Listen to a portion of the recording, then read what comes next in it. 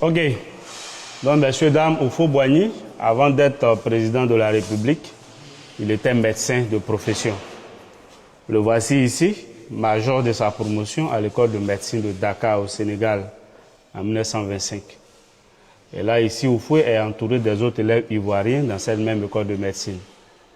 Félix Houphouët-Boigny a exercé en tant que médecin pendant 14 ans en Côte d'Ivoire, dans 5 grandes villes, dont Abidjan, Djiglo, Abengourou, Dembokro et Toumoudi, de 1925 à 1939.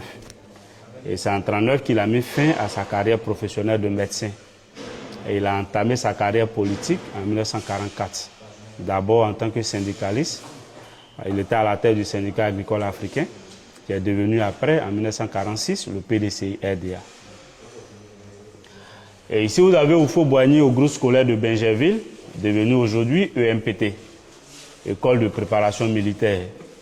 Houphouët-Boigny a fait l'école de préparation militaire pendant ces 3 années passées au groupe scolaire de Bingerville, entre 1915 et 1918. C'était en pleine Première Guerre mondiale. Et là, vous avez le premier quartier de Yamoussoukro, le quartier Habitat. Si vous connaissez un peu la ville, le château d'eau existe encore.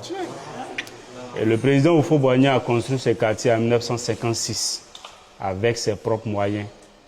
En ce moment, il n'était pas encore président de la République. Houphouët-Boigny était un grand planteur très riche.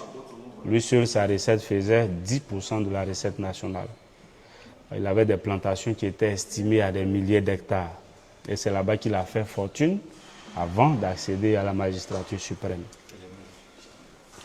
Et là, Yamoussoukro, en 1950, village maternel du président Houphouët. Voilà, c'est comme ça Yamoussoukro était 10 ans avant l'indépendance de la Côte d'Ivoire.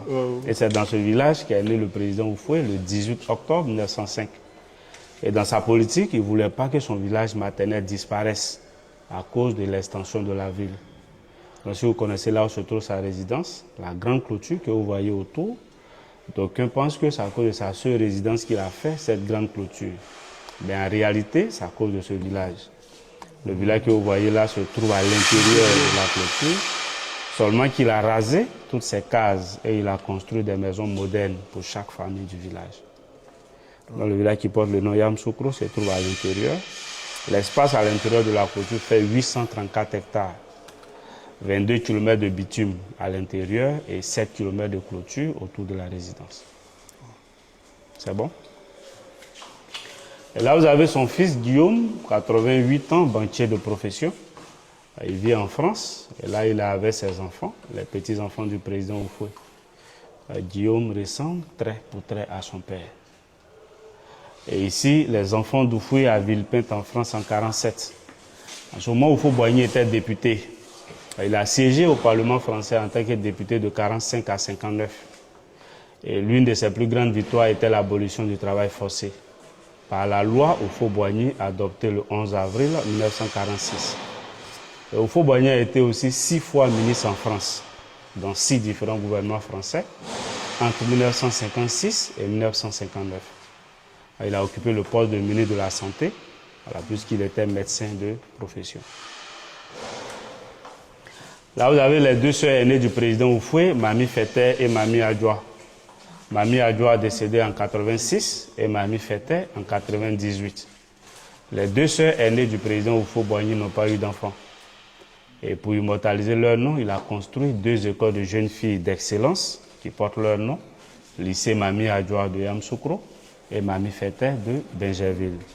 Comme ça, les enfants qui iront dans ces écoles seront considérés comme leurs propres enfants. C'est une sagesse profonde. Maintenant ici, la photo de famille après son investiture en 60. Vous avez ici le président Félix Houphouët-Boigny lui-même, son épouse Brou Marie-Thérèse, son fils François, son neveu Diacon Augustin, fils de son frère cadet, son fils Guillaume, sa fille Marie et la fille adoptée Hélène. Sur la photo, les 3 que vous voyez ici vivent encore. Et puis son épouse, Brou Marie-Thérèse, qui va fêter 95 ans le 17 septembre prochain. Si Dieu fait grâce. Dieu fera grâce. Amen. Question. Ça, ils ont ramené cette tenue encore. Donc, c'est bon? C'est bon. Ok. C'est pour... On va vous montrer un truc à l'esplanade là et puis on va passer.